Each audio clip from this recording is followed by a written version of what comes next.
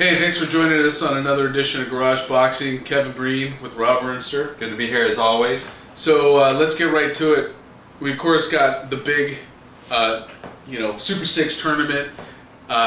Just kicked off. Kicked off on Showtime. You had two fights. You had Arthur Abraham first, destroying Jermain Taylor in the very last seconds of the 12th round. And, again, we've seen this before.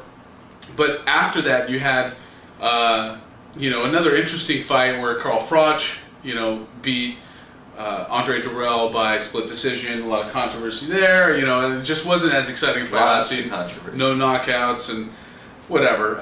Anyway, good start to it. What are the initial thoughts? I mean, there's a lot of things that you talk about first. We'll do the Abraham Taylor. I was kind of pulling for Taylor and actually Durrell. But probably because they're U.S. guys and we're from the U.S.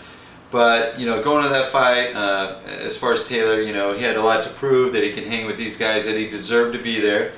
It was a pretty even fight. I don't think, maybe Abraham was up, 6 rounds, 7 rounds to 4, something like that. I mean, it wasn't a dominating performance. I mean, he did knock him out, but had he not knocked him out, I mean, would we be talking about it like, wow, that was a devastating fight, a knockout? Right. He caught him in the last 10 seconds, 15 seconds. Had he not done that, would it have been that impressive? I mean, did he throw enough punches to really say, that guy's awesome? Or did he just kind of sit back, wait for Taylor to do what he's been doing lately and wear himself out and get knocked out? And, what's next up for Taylor? Should he even fight? Yeah, I mean, well, again, I think that's a real good point to make that, if that knockout hadn't happened, we really What wouldn't. kind of performance would it have been? It would have been. One? Great? It would have been. Yeah. It would have been like, hey, we said that was going to happen with Taylor. I mean, I know you're rooting for him. He does have the most experience in big-time fights, having won those fights against Hopkins. And but even so, I mean, this is a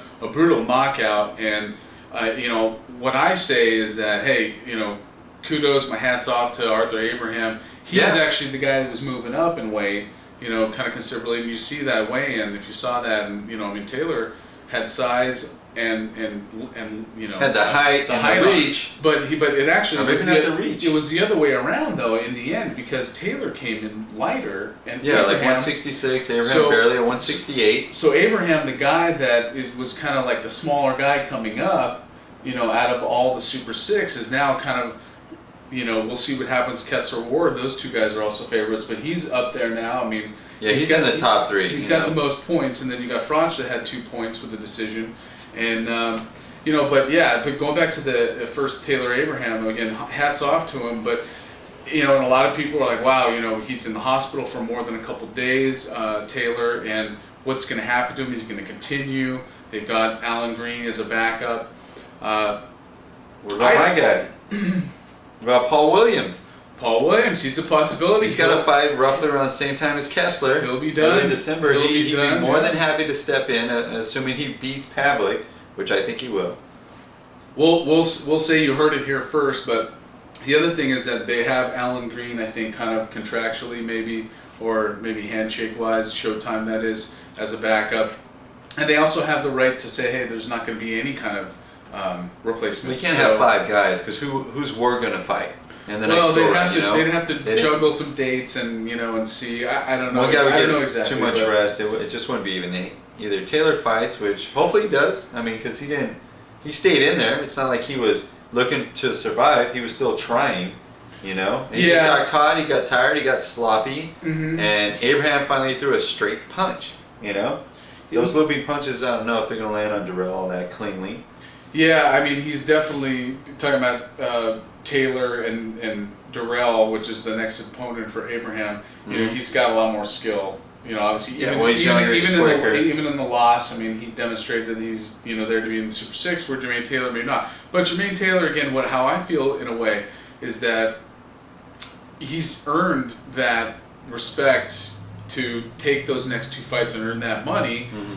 Unless someone throws the towel on his career. Maybe for health reasons, he should step out, but if not for lack of being competitive. He's on vacation now in Europe, while he's there, and if he's starting to forget things and that's just sustained things going on because of these brutal knockouts, then definitely, why would he? Or don't fight fighting easier fights in Arkansas where you can pull them in and make money that way. I mean, I'm sure he's made a lot of money already, but and maybe he does make it into the second round we'll see what happens, or the second and third fights. But that's again, we'll see what happens. He's on vacation, like I said, and he's out of the hospital and he was there. It was brutal knockout, but yeah, definitely.